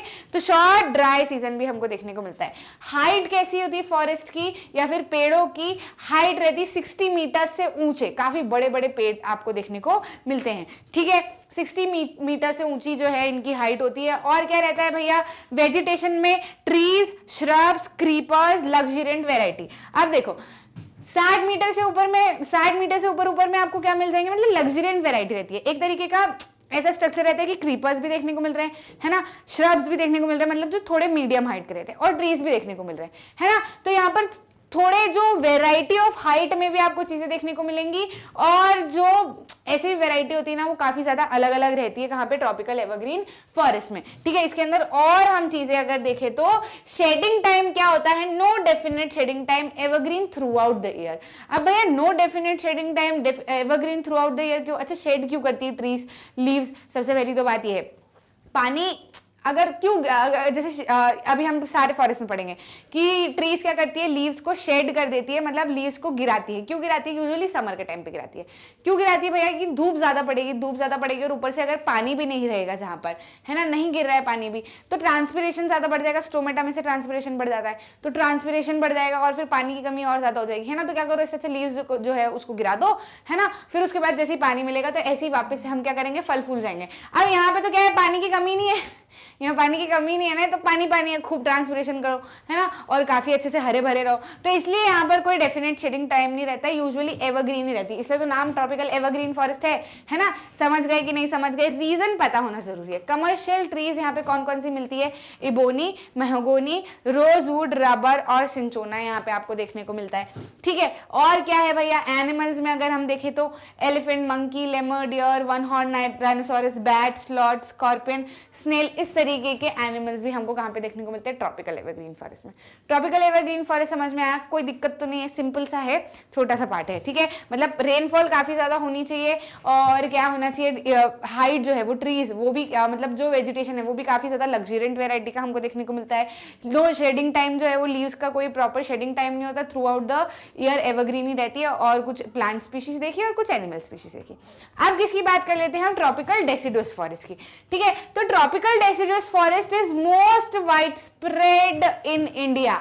हमने देखा था वो जो हल्का लाइट ग्रीन कलर का हिस्सा था ना, पेनिनसुला के आसपास वाला, तो ये पूरा क्या है हमारा, जिसमें से सिर्फ थोड़ा सा हिस्सा थॉर्न फॉरेस्ट का हमको देखने को मिल रहा था, है ना। तो ये क्या है हमारा डेसिडुअस फॉरेस्ट हमको यहाँ पे देखने को मिलते हैं। इनको मॉनसून फॉरेस्ट भी कहा जाता है, ठीक है। रेनफॉल 200 से 70 सेंटीमीटर के बीच, मतलब 70 सेंटीमीटर से 200 के बीच की रेनफॉल यहाँ पर चाहिए होती है, तभी अच्छे से रह पाते हैं। Shedding leaves 6 to 8 weeks in summer season. अब यहाँ पे जो है वो समर सीजन में लीव्स को शेड करना पड़ता है, क्योंकि यूजुअली ये वाला एरिया जो है ये मॉनसून के ऊपर डिपेंड करता है वेजिटेशन में। अब जब पानी आएगा तभी वेजिटेशन अच्छा रहेगा, जब पानी नहीं रहेगा तो फिर सेफ्टी के लिए शेड तो करनी पड़ेगी ना लीव्स। देखो नेचर अपने आप से अडॉप्ट कर लेता है ना। जैसे कि हमने बात की थी survival of the fittest, history में हम पढ़ के आ चुके हैं, है ना। तो आप अलग अलग जगह पे देखोगे कि अलग अलग फीचर्स ऐसे क्यों है भैया, कि ट्रॉपिकल एवरग्रीन में शेड करने की जरूरत ही नहीं है, यहाँ पे शेड कर रहा है कितना 6 से 8 वीक ड्यूरिंग समर सीजन। तो क्यों कर रहे हैं, क्योंकि अपने आप को अडॉप्ट कर लिया कि भैया चलो यहाँ पे पानी नहीं गिर रहा और यहाँ पे समर सीजन में पानी नहीं आता है, फिर हमारी लीव्स में से क्या होता है, ट्रांसपिरेशन हो जाता है, और क्या बोलते हैं स्टोमेटा वगैरह में से ट्रांसपिरेशन होता है, काफी ज्यादा पानी की कमी हो जाती है, ट्रीज वगैरह को कोई दिक्कत आती है हमको, तो हम तो क्या कर देते हैं, हमारी लीव्स जो है वो गिरा देते हैं। समझ आएगी नहीं। तो इन्होंने एटमॉस्फेयर के हिसाब से अपने आप को यहाँ के पेड़ों ने ढाल दिया, है ना, यहाँ के वेजिटेशन ने ढाल दिया। ऐसे एनिमल्स में भी आपको देखने को मिलेगा, अपने हिसाब से, मतलब जो एरिया है एरिया वाइज अपने हिसाब से ढाल लिया तो चल गए, है ना। तो जो चल जाएंगे उन्हीं की हम बात करेंगे। अब जो डेसिडुअस फॉरेस्ट है ना, इसको basis of availability of water पे दो तरीके से डिवाइड कर दिया है। एक तो मॉनसून में तो फिर वेट डेसिडुअस फॉरेस्ट, जहां पे ज्यादा पानी मिलेगा, और जहां पे कम पानी मिलेगा उसको क्या कहा जाएगा, ड्राई डेसिडुअस, ठीक है। तो मॉइस्ट और वेट नहीं, मतलब मॉइस्ट और दूसरा क्या, ड्राई। तो अब पहले किसकी बात कर लेते हैं, मॉइस्ट की बात कर लेते हैं। मॉइस्ट कहाँ पे होता है, areas of eastern parts of the country. Eastern part जो रहता है ना कंट्री का, वहां पे आपको देखने को मिलते हैं moist deciduous forest. Foothills of Himalaya, Jharkhand, west Orissa, Chhattisgarh, eastern slope of western Ghat, यहाँ पे आपको क्या देखने को मिलता है, मॉइस्ट डेसिडुअस फॉरेस्ट देखने को मिलता है, ठीक है। पानी के कारण रेनफॉल यहाँ पे 100 से 200 के हिसाब से आपको देखने को मिलती है। यूजुअली ईस्ट वाली साइड से रेनफॉल अच्छे से देखने को मिलेगी ना, तो वहां पे जाहिर सी बात है मॉइस्ट डेसिडुअस, मॉइस्ट वाला एरिया जो है वो हमको देखने को मिलेगा। 100 से 200 तक की सेंटीमीटर तक की रेनफॉल हमको यहाँ पर मिलती है। और क्या डोमिनेंट स्पीशी कौन सी होती है यहाँ पे, टीक सबसे ज्यादा पाई जाती है। तो यदि आ जाता है कि डेसिडुअस फॉरेस्ट में which is the most dominant species, तो आपको टीक को टिक कर देना है, ठीक है। कमर्शियल स्पीशी में अगर हम देखें तो बैम्बू, साल, शीशम, सैंडलवुड, खैर, कुसुम, अर्जुन और मलबेरी हमको यहाँ पर मिलती है। काफी ज्यादा कॉस्टली भी रहती है भाई, जैसे सैंडलवुड आप देख रहे हो, है ना, चंदन की लकड़ी कितनी महंगी रहती है, ठीक है। तो इस तरीके से अलग अलग तरीके की हमको प्लांट स्पीशीज भी देखने को मिलती है जो कि कमर्शियल होती है ना। अब ड्राई की यदि हम बात करें तो ड्राई में क्या क्या है, rainier areas of peninsular plateau, plains of Bihar and Uttar Pradesh, ठीक है। तो यहाँ पर देखो, अब थोड़ा बहुत पानी तो चाहिए ना, ड्राई एरिया है वो वाला एरिया जो प्लेट्यू वाला एरिया है, वहाँ यूजुअली जो है वो थोड़ा सा ड्राई एरिया रहता है, लेकिन उसमें से भी जहाँ पर थोड़ा बहुत पानी गिर जाएगा, जहाँ पर पानी गिरने के आसार रहते हैं, वहां पर हमको कौन सा देखने को मिलता है, ड्राई डेसिडुअस। रेनफॉल कितनी रहती है, 100 से 70। तो हमने कैसी बात की, पूरे ओवरऑल डेसिडुअस की 70 सेंटीमीटर से 200 सेंटीमीटर तक की रेनफॉल हमको चाहिए होती है ना। तो वहीं पे मॉइस्ट में कितनी मिल रही है भैया हमको, मॉइस्ट में हमको मिलती है 100 से 200, और यहाँ पर ड्राई में हमको कितनी चाहिए होती है, 70 से 100, ठीक है। तो ये डिवीजन समझ में आएगी, इस तरीके से क्यों डिवाइड किया हुआ है, समझ में आ गया। रेनफॉल इस तरीके से चाहिए होती है। स्पीशीज में कौन सी, टीक, साल, पीपल, नीम यहाँ पर काफी ज्यादा पाया जाता है, ठीक है। एनिमल्स में कौन कौन देखने को मिल जाएंगे, लायन देखने को मिल जाएंगे, tiger, pig, deer, elephant, lizard, snake, tortoise, इस तरीके के एनिमल्स हमको ड्राई डेसिडुअस एरियाज में भी देखने को मिलते हैं। समझ में आया कि नहीं। अब हम आ चुके हैं किस पे, थॉर्न फॉरेस्ट एंड स्क्रब्स पे। अच्छा, अब यहाँ पे आप स्पेशलिटी देखोगे, यहाँ पे भी आप स्पेशलिटी कैसे देखोगे कि एनवायरनमेंट के हिसाब से ट्रीज ने अपने आप को क्या कर लिया है, या एनिमल्स ने अपने आप को क्या कर लिया है, अडाप्ट कर लिया है, ठीक है। जो अडाप्ट कर लिए वो यहाँ पे रहते हैं, जो नहीं कर पाए वो यहाँ नहीं रहते, ठीक है। तो हमको यूजुअली यहाँ पे क्या देखने को मिलते हैं, कैमल्स वगैरह देखने को मिलते हैं। तो वो कैसे रहते हैं, वो पानी को स्टोर कर पाते हैं काफी समय तक, है ना, क्योंकि हम पे बहुत गर्मी रहती है। तो साइड से बात है, पानी को स्टोर जो एनिमल कर पाएगा तो गर्मी के समय पे भी उसका जो है वो काम चलता रहेगा शरीर का, है ना। तो इसीलिए कैमल्स देखने को मिलेंगे। उनके पैर भी कैसे होते हैं, पैडेड होते हैं, यानी कि चौड़े होते हैं, है ना। तो अगर पतले पैर रहे तो वो तो सैंड के अंदर धस जाएंगे ना, चौड़े पैर रहेंगे तो आराम से चल पाएंगे धीरे धीरे धीरे धीरे करके। तो इस तरीके से वो अपने आप को उन्होंने बना लिया है कि वो इस एनवायरमेंट में टिक गए, है ना। अब ये थॉर्न फॉरेस्ट और स्क्रब से आप आसानी से समझ सकते हो कि यहाँ पर आपको कांटेदार झाड़ियां देखने को मिलेगी, और फॉरेस्ट भी कैसा रहेगा, ऐसा स्कैटर्ड, दूर दूर, कहीं दूर पेड़, कहीं दूर पेड़, कहीं दूर पेड़, और जो है भी जैसे छोटे छोटे स्क्रब्स भी है, जैसे कैक्टाई वगैरह हो गया, तो उनके ऊपर कांटे देखने को मिलेंगे, या फिर एक वैक्स लाइक परत भी देखने को मिलती है। तो उसका रीजन मैं आपको बताऊंगी, पहले आप समझ लो कि कौन कौन सा एरिया है। एरिया कहाँ पे, north western part of the country, north ऊपर, वेस्टर्न यानी राजस्थान और इधर वाला एरिया, ठीक है। तो north western part of the country, semi arid area of Gujarat, Rajasthan, Chhattisgarh, Madhya Pradesh and Haryana, यहां पर हमको क्या देखने को मिलते हैं, थॉर्न फॉरेस्ट देखने को मिलते हैं। फीचर्स क्या है, ट्रीज काफी ज्यादा स्कैटर्ड है। अच्छा, स्कैटर्ड क्यों है, अब समझो, बहुत दूर दूर क्यों ट्रीज रहती है। देखो, पहली बात तो यहाँ पे पानी बहुत कम रहता है, पानी कम रहता है। अब ट्री को ग्रो करने के लिए क्या चाहिए, पानी चाहिए, ठीक है। तो अगर वो पास पास रहेंगी पानी, तो एक दूसरे का पानी शेयर करना पड़ेगा उनको काफी ज्यादा, है ना, तो फिर ग्रो नहीं कर पाएंगी, ठीक है। जैसे कि ये एरिया है, ये एरिया है, अब यहाँ पे भी ट्री, यहाँ पे भी ट्री, यहाँ पे भी ट्री, यहाँ पे ट्री, अब इसके अंदर पानी तो इतना ही है, अब ये भी ट्री ले लेगी, ये भी ट्री ले लेगी, दोनों तीनों चारों लड़ने लगेंगे ना कि भाई हमारे पास पानी नहीं आ रहा, हम ग्रो नहीं कर पा रहे। इसलिए इन्होंने आपस में क्या बात की कि दीदी चलो ऐसा करते हैं अपन, मैं थोड़ी देर यहाँ बैठ जाती हूँ, आप थोड़ी दूर पे बैठना, तो यहाँ का पानी मेरे काम में आ जाएगा, यहाँ का पानी आपके काम में आ जाएगा, और आप लोग क्या कर पाओगे, अच्छे से ग्रो कर पाओगे। समझे कि नहीं समझे। इसलिए ट्रीज काफी ज्यादा क्या रहती है, स्कैटर्ड रहती है। और क्या है भैया, लॉन्ग रूट्स इनकी रहती है, रूट्स काफी लंबी रहती है। लंबी रूट्स तो होना बनता है क्योंकि सैंडी एरिया है, मिट्टी टाइट नहीं है, ढीली ढीली मिट्टी है। अगर छोटी छोटी रूट्स रहेंगी तो उखड़ के हवा के साथ में बह जाएंगी, है ना, उखड़ जाएंगी ना पूरी की पूरी। इसलिए लंबी रूट्स होना जरूरी है ताकि क्या हो, जकड़ सके वो आराम से। थिक एंड स्मॉल लीव्स, छोटी और मोटी लीव्स। क्यों भैया, अब यहाँ पे धूप पड़ती है बहुत भयंकर वाली, पानी है नहीं, तो अगर बड़ी और पतली लीव्स रहेगी, बड़ी और पतली लीव्स अगर रहेगी ना, तो क्या होगा, ट्रांसपिरेशन इजीली हो जाएगा, लीव्स में से वाटर इवापोरेट हो जाएगा, लीव्स जल्दी मुरझा जाएंगी। समझ रहे हो। इसीलिए क्या होती है, छोटी लीव्स रहती है लेकिन बहुत ज्यादा मोटी रहती है, ताकि क्या हो, पानी आसानी से ना निकल पाए। समझे कि नहीं समझे।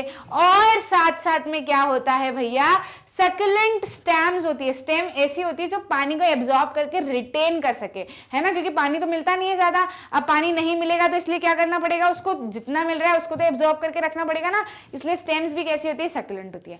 और साथ साथ में क्या होता है, यहाँ पर थॉर्न फॉरेस्ट रहता है, स्क्रब्स पाए जाते हैं। अच्छा, थॉर्नी क्यों रहती है लीव्स, या फिर कैक्टस वगैरह आप देखो तो झाड़ियां थॉर्नी क्यों रहेंगी, अब थॉर्नी इसलिए रहती है क्योंकि वेजिटेशन एक तो बहुत कम है, ठीक है, बहुत कम वेजिटेशन है, और ऊपर से जितना भी वेजिटेशन है, अब वहां के एनिमल्स को छोड़ दो तो वो भाग के आएंगे और जितना भी थोड़ा बहुत वेजिटेशन है उसको खा जाएंगे, तो वहां तो वेजिटेशन बचना ही नहीं है, वैसे ही बहुत कम है, फिर और नहीं बचेगा। इसीलिए क्या है भैया, अपने आप को प्रोटेक्ट कैसे करेंगी, तो कांटेदार वहां पर क्या मिलती है हमको, प्लांट्स मिलते हैं, कांटेदार प्लांट्स मिलते हैं, ताकि अगर एनिमल खाएगा तो कांटे लग जाएंगे, इसलिए वो खाना ही बंद कर देगा, तो जितना भी वेजिटेशन है वो बच पाएगा। समझ रहे हो कि नहीं समझ रहे हो, किस तरीके से नेचर अपने आप को अडॉप्ट करता है, किस तरीके से नेचर सर्वाइव करता है, हर चीज नेचर में मिलती है, उसके पीछे क्या होता है, कारण होता है। ऐसा नहीं है चलो मन से चलो कांटे लगा देते मजा आएगा, इसलिए कांटे नहीं लगते, उसके लिए भी रीजन है। समझ में आया। अब जैसे कैक्टस वगैरह को आप देखते हो तो उसके ऊपर उसकी परत कैसी होती है, बहुत ज्यादा चिकनी होती है, वैक्स लाइक रहती है। वैक्स लाइक क्यों रहती है, वैक्स भी इसीलिए रहती है क्यों, ताकि जैसे सूरज की अगर डायरेक्ट रोशनी पड़ेगी, है ना, तो अगर ऊपर वैक्स जैसी मोटी परत नहीं रहेगी तो आसानी से सूरज पानी चूस पाएगा ना, वहीं अगर वैक्स जैसी मोटी परत आ जाएगी तो पानी निकलने में काफी ज्यादा दिक्कत रहेगी, है ना, और दिक्कत रहेगी तो अच्छी बात है, पानी नहीं निकलना चाहिए, उनको तो पानी चाहिए ही ना, इसलिए वैक्स जैसी परत जो है वो इन प्लांट्स के ऊपर हमको देखने को मिलती है। ठीक है, जैसे कि हम क्या करते हैं, ठंड में वैसलीन लगाते हैं, क्यों लगाते हैं, ताकि हमारे हाथ जो है वो ड्राई ना हो पाए, वैक्स जैसे रहते हैं वैसलीन, तो हमारे हाथ क्या हो पाए, ड्राई ना हो पाए। ड्राई होते भी किस लिए है, क्योंकि एटमॉस्फेयर हमारे हाथ से नमी छीन रहा होता है ना, काफी ज्यादा नमी छीन रहा होता है, तो जब वैसलीन लगा लेते हैं तो नमी कहीं नहीं जाती, नमी जो है वो रिटेन कर पाती है। समझ में आया कि नहीं, तो ऐसे ही कंसेप्ट इनके पास में, इनको नेचुरल वैसलीन जो है वो मिला हुआ है। समझे कि नहीं समझे, रीजन समझ में आया। अब आप चाहोगे भी भूलना तो नहीं भूल पाओगे कि इनके कैरेक्टरिस्टिक्स ऐसे क्यों हैं। रेनफॉल तो बहुत ज्यादा, देखो रेनफॉल तो कम ही रहता है, 70 सेंटीमीटर से कम यहाँ पे रेनफॉल हमको देखने को मिलता है। इंपॉर्टेंट प्लांट स्पीशी कैसी होती है, कैक्टाई, यूफोर्बियास, पाम्स एंड एकेशियास। ठीक है, इस तरीके की प्लांट स्पीशीज हमको यहाँ पे देखने को मिलती है, अधिकतर कांटेदार होती है। एनिमल्स कैसे देखने को मिले, कहीं रैट घूम रहे, कहीं माइस घूम रहे, कहीं रैबिट है, कहीं फॉक्स है, टाइगर है, लायन है, वाइल्ड ऐसे हॉर्सेस है, कैमल्स है, ये हमको यहाँ पे देखने को मिलते हैं। ये अडाप्ट कर लेते हैं अपने हिसाब से एनवायरमेंट में, तो जी जाते हैं। अगर यहाँ पे बिठा दो पोलर बियर को लेके आ जाओ तो रह पाएगा क्या, नहीं रह पाएगा। या फिर कैमल को उठा के पोलर बियर वाले रीजन में ले जाओ, नहीं रह पाएगा, है ना। जहां पे रह रहे हैं वहां के एटमॉस्फेयर को अडॉप्ट कर लिया और उस हिसाब से सर्वाइव कर पा रहे हैं। अब जैसे आप धूप में देखोगे कैमल चल रहा है, बेचारा कितनी गर्मी लग रही होगी उसको, अरे उसने अपने आप को अडॉप्ट कर रखा है, वो वहीं रहता है, तुम यहाँ एसी में बैठे रहते हो इसलिए तुमको लगता है कि ठंड लगती है या फिर इसको कितनी गर्मी लग रही होती है। उनको तो बचपन से वो वैसे वाले माहौल में रहते तो कोई ऐसा फर्क नहीं पड़ता, और उन्होंने अपने आप को उस तरीके से अडॉप्ट कर लिया, उनका शरीर उस चीज के लिए मजबूत बन चुका है। ठीक है, तो उनको नहीं पता चलता। समझे। अब बात करते हैं किसकी, माउंटेन फॉरेस्ट की। माउंटेन फॉरेस्ट क्या होते हैं, माउंटेन फॉरेस्ट, अच्छा ये जो फॉरेस्ट होते हैं ये आपको ऐसे देखने को मिलेंगे कि जैसे जैसे हाइट बढ़ते जाएगी, मतलब आप नीचे से ऊपर की तरफ जाते गए, है ना, एरिया वाइज नीचे से ऊपर की तरफ जाते गए, मतलब माउंटेन्स वगैरह ले लो तो माउंटेन्स में नीचे की तरफ कुछ और मिलेगा, थोड़े और मीटर ऊपर चले तो वहां पे अलग वेजिटेशन देखने को मिलेगा, थोड़े और ऊपर चले बिल्कुल बर्फ की तरफ पे पहुंच गए माउंटेन्स में भी, तो वहां पे आपको कुछ और वेजिटेशन देखने को मिलेगा, है ना। जैसे कि पूरे ओवरऑल अर्थ में अगर हम बात करते हैं, है ना, ओवरऑल अर्थ में बात करते हैं तो नीचे वेजिटेशन अलग, यहाँ वेजिटेशन अलग, यहाँ वेजिटेशन अलग, ऐसा देखने को मिलता है ना। ऐसे ही इन फॉरेस्ट में भी हमको देखने को मिलता है कि नीचे जैसे कि अगर कोई ऐसे माउंटेनियस रीजन्स है ना, या फिर इस तरीके के रीजन्स है तो यहाँ पे अलग मिलेगा, थोड़ा ऊपर चले यहाँ अलग मिलेगा, यहाँ अलग मिलेगा और यहाँ अलग मिलेगा। ठीक है, मतलब हम कैसे ट्रॉपिकल से टुंड्रा वेजिटेशन की तरफ जाते हुए हम दिखते हैं। ऊपर अल्पाइन में यहाँ पे जो रहता है जैसे कि जहाँ पे बर्फ, यहाँ पे टुंड्रा वेजिटेशन पाया जाता है ना। ठीक है, तो नीचे से अगर हम चलते हैं तो ट्रॉपिकल, यहाँ पे नीचे ट्रॉपिकल एवरग्रीन फॉरेस्ट और ये सब तो क्या है नीचे रहते हैं, तो यहाँ से ऊपर चले तो ऐसे धीरे धीरे करके एल्टीट्यूड के साथ में, एल्टीट्यूड बढ़ा टेम्परेचर कम होते जाता है, एल्टीट्यूड बढ़ते जा रहा है, एल्टीट्यूड मतलब हाइट बढ़ते जा रही है और टेम्परेचर धीरे धीरे क्या होते जा रहा है, कम होते जा रहा है, तो इस हिसाब से वेजिटेशन यहाँ पे हमको चेंज देखने को मिलेगा, है ना, विद इन हाइट्स। तो इसलिए हमने इसको क्या कर दिया है, हाइट्स में डिवाइड कर दिया है। तो अगर नीचे से चलते हैं सी लेवल से 1000 से 2000 मीटर की ऊंचाई तक में हम देखते हैं तो यहाँ पे क्या मिलता है, वेट टेम्परेट फॉरेस्ट। ठीक है, वेट टेम्परेट फॉरेस्ट हमको यहाँ पे देखने को मिलते हैं। Evergreen broad leaves such as oak and chestnut. ठीक है, यहाँ की टेम्परेट फॉरेस्ट है ना, और क्या बोलते हैं वेट वाली साइड में, तो एवरग्रीन रहेंगी, पानी पानी अच्छा है तो जाहिर सी बात है ना। तो यहाँ पे ओक और चेस्टनट जो है वो पाए जाते हैं, ट्रीज इस तरीके से पाई जाती है। उसके बाद में अब जैसे आप यहाँ से थोड़ा सा बढ़े ऊपर 1500 से 3000 मीटर की ऊंचाई तक पहुंचे, तो ये क्या रहता है, वेट टेम्परेट नहीं, ये टेम्परेट फॉरेस्ट हमको यहाँ पे देखने को मिलते हैं। ठीक है, कॉनिफेरस ट्रीज जैसे कि पाइन, देवदार, सिल्वर फिर, स्पर्स एंड सिडार, इस तरीके की ट्रीज आपको देखने को मिलती है। सी लेवल से 3000 तक मीटर पे भी आप पहुंच गए अगर, तो काफी ज्यादा ठंड बढ़ जाएगी, इवन स्नोफॉल भी होने लगेगी। तो यहाँ कॉनिफेरस ट्रीज होती है। कॉनिफेरस ट्रीज कैसी होती है, ऐसी वाली, ठीक है, जैसे पाइन वगैरह आपने देखी है। तो ये ऐसी क्यों होती है भैया, क्या जरूरत है इस तरीके के शेप बनाने की? इस तरीके शेप बनाने की इसलिए जरूरत है क्योंकि अगर स्नो गिरेगा तो फिर यहाँ से बह के नीचे चले जाएगा ना, वो ऊपर के ऊपर नहीं रह पाएगा। आप सीधे ऐसी बड़ी झाड़ीदार अगर यहाँ पे लगा दी, अब स्नोफॉल हुई तो सारी की सारी यहाँ इकट्ठी हो गई ट्री, तो ऐसी वेजिटेशन नष्ट हो जाएगा। समझे कि नहीं? नेचर अपने आप को एनवायरमेंट के हिसाब से क्या करता है, अडॉप्ट करता है। ठीक है, तो यहाँ की ट्रीज ने अपने को इस हिसाब से अडॉप्ट कर लिया कि दीदी यहाँ पे तो बहुत बर्फ पड़ती है, चलो ऐसा करते हैं, इस तरीके के हम लोग ग्रो करते हैं कि बर्फ जो है वो हमारे यहाँ से फिसल के नीचे चली जाए। समझ रहे हो कि नहीं समझ रहे हो? Southern slope of Himalayas, Himalayas के सदर्न स्लोप पे, जैसे कि हमने देखा हिमालय किस तरीके के होते हैं, ऐसी 3 रेंजेस है बड़ी बड़ी। ठीक है, एक रेंज पे सबसे पहले वाली ऊपर वाली जो होती है उसको क्या कहते हैं, बताना मुझे कमेंट में। ठीक है, हिमाद्री कहते हैं। देखो अलग अलग सारी लेयर्स होती है ना, एक हिमाद्री होती है, एक हिमाचल होता है, और एक क्या होती है, शिवालिक। ठीक है, अब बताओ आपके हिसाब से कौन सी रेंज किसके ऊपर नीचे आती है? मैं पिछले चैप्टर में पढ़ा के आई हूं, कमेंट्स में बताना। ठीक है, तो अब यहाँ पे तो सदर्न बताना है, तो बताना पड़ेगा कि लास्ट वाली जो रहती है रेंज उसको क्या कहते हैं, शिवालिक कहते हैं। ठीक है, तो सदर्न स्लोप्स ऑफ हिमालयाज में ये वाला पार्ट जो है वो देखने को हमको मिलता है। कौन सा? टेम्परेट फॉरेस्ट, माउंटेन फॉरेस्ट का टेम्परेट एनवायरमेंट हमको यहाँ पे देखने को मिलता है। High altitude of southern and north east India, high altitude southern और north east India, north east India में जो हाई एल्टीट्यूड पे है वहां पे, और सदर्न वाले पार्ट में हमको कहीं कहीं जहां पे हाई एल्टीट्यूड है वहां पे देखने को मिलता है। समझे कि नहीं समझे? आप बड़े कहां से 3600 मीटर की ऊंचाई तक अगर हम चले गए तो यहाँ पे तो हमको एल्पाइन वेजिटेशन देखने को मिलेगा, है ना। एल्पाइन वेजिटेशन कैसा देखने को मिलेगा भैया? काफी ज्यादा, मतलब वहां पे बर्फीला एरिया हो जाएगा 3600 मीटर तक आप ऊपर चले गए तो। ठीक है, सिल्वर फिर, जूनिपर, पाइन एंड ब्रिचेस, इस तरीके के आपको प्लांट्स वहां पे देखने को मिलेंगे। अच्छा, कहा जाता है कि ये ट्रॉपिकल और ग्रासलैंड, इसका जो है वो थोड़ा बहुत मिश्रण हमको यहाँ पे देखने को मिलता है ना। तो ग्रासलैंड कैसे, आप जैसे बहुत ऊपर आप चले गए, है ना, तो वहां पे आप देखोगे कि आपको वहां पे बड़े बड़े पेड़ नहीं देखने को मिलते। बड़े बड़े पेड़ देखने को मिलेंगे तो फिर स्नोफॉल वगैरह आएगी, दिक्कत आएगी। वहां पे आपको ग्रासेस काफी ज्यादा देखने को मिलती है, जैसे प्लेन एरिया होते हैं जिसमें ग्रासेस होती है। ठीक है, तो ग्रासेस होंगी तो फिर वो ग्रासेस पिघल के नदियों के साथ में बह जाएंगी, इसलिए वहां पे ग्रासेस और ट्रॉपिकल एरिया जो है वो मिलाकर एल्पाइन वेजिटेशन हमको यहाँ पे देखने को मिलता है। Stunted near snow line, snow line तक आते आते काफी ज्यादा हाइट जो है ट्रीज की कैसी हो जाती है, कम हो जाती है। ठीक है, used extensively by nomadic tribes, काफी ज्यादा वहाँ पे नोमैडिक ट्राइब्स वगैरह भी रहती हैं, जो नोमैड्स वगैरह नहीं होते, जो इधर उधर जाते रहते हैं और अपना काम चलाते हैं, शिफ्ट होते रहते हैं। ठीक है, तो वहां पे हमको देखने को मिलेंगे। हाई एल्टीट्यूड के साथ में मॉसेस और लिचन्स हमको यहाँ पर देखने को मिलते हैं। ठीक है, टुंड्रा वेजिटेशन हो जाता है ना एल्पाइन के यहाँ पे। ठीक है, समझ में आया? तो ये क्या हो गया हमारा 3600 से ऊपर का। कॉमन एनिमल्स कौन कौन से? यहाँ पे एनिमल्स भी ऐसे रहेंगे जो ठंड में सरवाइव कर सकते हैं।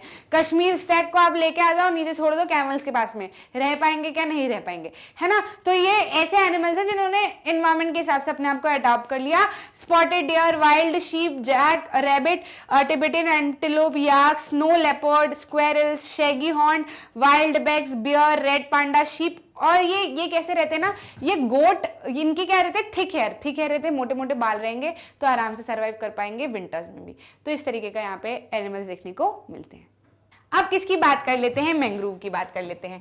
मैंग्रोव कैसे रहते हैं? आपने सुंदरबन डेल्टा के बारे में सुना है? सुंदरबन डेल्टा किधर होता है? डेल्टा एक रीजन में मैंग्रोव फॉरेस्ट हमको मिलते हैं।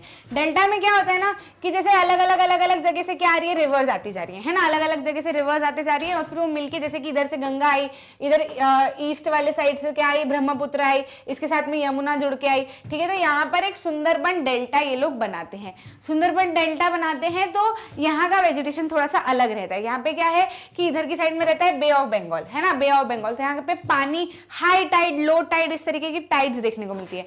तो जैसी हाई टाइड और लो टाइड यहाँ पे देखने को मिलती है ना, तो उस हिसाब से क्या होता है कि रूट्स के अंदर आपको यहाँ पे थोड़ा सा अलग फीचर देखने को मिलेगा कि रूट कैसी रहेगी, इनकी एक दूसरे से टैंगल्ड रहेंगी, जुड़ी हुई रहेंगी, और साथ ही साथ क्या रहेगी, थोड़ी सी जमीन से उठी हुई भी रहेंगी। उसके रीजन के बारे में हम बात करेंगे। मैंग्रोव फॉरेस्ट समझ लेते हैं क्या है। Areas in delta of Ganga and Mahanadi, Krishna, Kaveri and Godavari. ठीक है, तो ये सारी रिवर्स कौन सी है मुझे बताना, ईस्ट फ्लोइंग है कि वेस्ट फ्लोइंग। पिछले वाले चैप्टर में हम लोग पढ़ के आए हैं, है ना। तो ये ईस्ट फ्लोइंग रिवर्स है कि वेस्ट फ्लोइंग रिवर है, आप मुझे बताना। तो ये जो डेल्टा बनाती है, यहीं पे मैंग्रोव फॉरेस्ट हमको मिलते हैं। Root of plants are submerged in water, मतलब देखो ऐसा रहता है कि जैसे कि ये लेवल है ना पानी का, ठीक है। अब यहाँ पर क्या है, इस तरीके से काफी ज्यादा ऐसे झाड़ियों में हमको यहाँ पर देखने को मिलते हैं ट्रीज, ठीक है। अब उनकी रूट्स कैसी रहती है ना, उनकी रूट्स यहाँ से निकली, यहाँ से निकली, यहाँ से निकली, यहाँ से निकली, तो ये पानी के अंदर तो सबमर्ज रहती है, ऐसा नहीं कह रही हूँ कि हवा में उड़ेगी, ठीक है, पानी के अंदर सबमर्ज तो रहती है। तो कैसे सबमर्ज होती है बताऊं, कि जब लो टाइड है, ठीक है, लो टाइड है तो पानी यहाँ तक आ जाएगा, फिर जब टाइड हाई होंगी ना तो पानी जो है वो ऊपर की तरफ आ जाएगा। तो इस तरीके से पानी के अंदर डूबती बाहर निकलती, डूबती बाहर निकलती, इस तरीके की हमको यहाँ पे रूट्स देखने को मिलती है। साथ ही साथ ये जो रूट्स है ना, काफी ज्यादा एक दूसरे से जुड़ी हुई रहती है। जुड़ी हुई क्यों रहती है भैया, दूर रहने में क्या है, अगर दूर रहेंगी तो जब हाई टाइड आएगी या फिर लो टाइड आएगी तो ये बहते हुए निकल जाएगी भैया, ले जाएगी सारी की सारी वेजिटेशन, पानी जो है वो ले जाएगा सारा का सारा वेजिटेशन, समझ रहे हो। इसलिए अगर एक दूसरे से चिपकी हुई रहेंगी, उलझी हुई रहेंगी, जुड़ी हुई रहेंगी, तो वहां पे टिक पाएंगी, सर्वाइव कर पाएंगी। देखा किस हिसाब से, एनवायरमेंट के हिसाब से इसने बदला, ठीक है। तो यहाँ पे रूट्स इस तरीके से देखने को मिलती है। सुंदरी ट्रीज भी हमको यहाँ पर देखने को मिलती है। कहाँ पे, Ganga Brahmaputra delta provide durable hard timber. ये जो ट्रीज है क्या सुंदर होती है, सुंदर तो होती है, लेकिन ये यूजुअली यहाँ पर हमको देखने को मिलती है कौन से एरिया में, डेल्टाइक रीजन में हमको देखने को मिलती है। काफी ज्यादा हार्ड टिम्बर इसमें से निकलकर हमको मिलता है। Found in areas of coast influenced by tide, मैंने बताया ना, ऐसे कोस्ट जो कि टाइड से ज्यादा इन्फ्लुएंस रहते हैं, वहां पर ये ट्रीज ग्रो होती है या फिर मैंग्रोव फॉरेस्ट पाए जाते हैं। जैसे कि पाम, कोकोनट, क्योरा, आगर, इस तरीके के प्लांट स्पीशीज हमको देखने को मिलती है। और एनिमल स्पीशीज में कौन कौन मिलते हैं, royal Bengal tiger, turtle, crocodile, घड़ियाल, स्नेक। तो ये कैसे, ये पानी में यूजुअली बहने वाले एनिमल्स है ना, ठीक है। रॉयल बंगाल टाइगर तो चलो वहां पे रह लेगा घने घने जंगल में, है ना। टर्टल ये वाला, क्रोकोडाइल पानी के अंदर बहता हुआ रहेगा। घड़ियाल भी आपको ऐसी देखने को मिलेगी, बड़ी बड़ी लिजार्ड नहीं होती, वो आपने देखा होगा नेशनल उसके ऊपर ज्योग्राफिक चैनल पे, ठीक है। और स्नेक, पानी में बहने वाले स्नेक या फिर जमीन के ऊपर भी चलने वाले स्नेक, वो सर्वाइव यूजुअली ऐसे एरियाज में करते हैं। तो ये कौन से हमारे मैंग्रोव फॉरेस्ट। आगे बात समझ में, एक एक करके हमने सारे फॉरेस्ट पढ़ लिए, और सारे फॉरेस्ट क्यों हैं, किस तरीके से हैं, ऐसा वेजिटेशन क्यों है, वहीं पे क्यों पाए जाते हैं, रूट्स ऐसी क्यों हैं, स्टेम ऐसी क्यों हैं, ट्रीज ऐसी क्यों है, ये रीजन भी हमने इनकी बात कर ली। अब लास्ट में हम क्या समझ लेते हैं, हम समझ लेते हैं कि कई सारे मेडिसिनल प्लांट्स भी इंडिया में पाए जाते हैं। मेडिसिनल प्लांट्स कैसे पाए जाते हैं, हमने देखा है कि इंडिया में आयुर्वेदा जो है वो काफी लंबे समय से शुरू था, ठीक है। हमारे पास में कई सारी जड़ी बूटियां हैं, हमारे पास में कई सारी ऐसी चीजें हैं जो दूसरे देशों के पास में नहीं है, और हो भी तो वो समझ नहीं पाए, इंडिया से ही शुरू हुआ था, ठीक है। इसको हम थोड़ा सा पढ़ लेते हैं। India is known for its herbs and species from ancient time. Some 2000 plants have been described in Ayurveda and at least 500 are in regular use. Ayurveda में करीब 2000 प्लांट को रिकॉग्नाइज किया गया है जो कि मेडिसिनल है, जिसमें से 500 को तो यूज में लिया ही जा रहा है। पतंजलि के आपने प्रोडक्ट देखे होंगे, सब हल्दी चंदन वगैरह सारा कुछ नीम वीम सब डाल के वो नेचुरल प्रोडक्ट्स बनाने की कोशिश करते हैं, ठीक है। भले मजाक बनाए या कुछ भी करे, लेकिन प्रोडक्ट्स उनके काफी अच्छे हैं, ठीक है। तो मतलब काफी ज्यादा आपके हेल्थ के लिए काफी ज्यादा अच्छे रहते हैं, है ना। The world conservation union red list has named 352 medicinal plants of which 52 are critically threatened and 49 are endangered. The commonly used plants in India are, तो भैया क्या है बता रहे हैं, world conservation unions red list. Red list क्या, red usually danger को show करता है ना, रेड कलर। तो रेड लिस्ट में करीब 352 मेडिसिनल प्लांट्स है, जिसमें से 52 जो है वो तो क्रिटिकली है और 49 जो है वो एंडेंजर्ड है, जो खत्म ही हो चुके हैं, ठीक है। तो हमको काफी ज्यादा जरूरत है कि हम हमारे आयुर्वेदा के ऊपर भी काफ़ी ज़्यादा ध्यान दें, क्योंकि नेचुरली हमको दवाइयाँ अपने एनवायरनमेंट से मिल रही है। समझ रहे हो कि नहीं समझ रहे हो? हमको अलग से कुछ करने की ज़रूरत नहीं है, नेचुरली हमारा एनवायरनमेंट। हनुमान जी कब लेके आए थे लक्ष्मण जी के लिए, ठीक है, संजीवनी बूटी, पूरा का पूरा पहाड़ तोड़ कर लेकर आ गए थे, और ऐसे ही उनको वापस से जीवित अवस्था में लेकर आया गया था। पुराने टाइम पे तो आपने देखी होगी एपिक स्टोरी, तो वो जो वेद, हाँ वेद जो गुरु रहते हैं, है ना, जो ट्रीटमेंट वगैरह करते हैं, तो वो ऐसे घिस घिस के बनाया करते थे अलग अलग चीज़ें, और मतलब लगा देते थे लेप वगैरह। कितने घाव होते थे पहले तो, राजा महाराजा युद्ध वगैरह लड़ने जाते थे तो बड़े बड़े घाव लेके आते थे, लेकिन जिंदा रहते थे।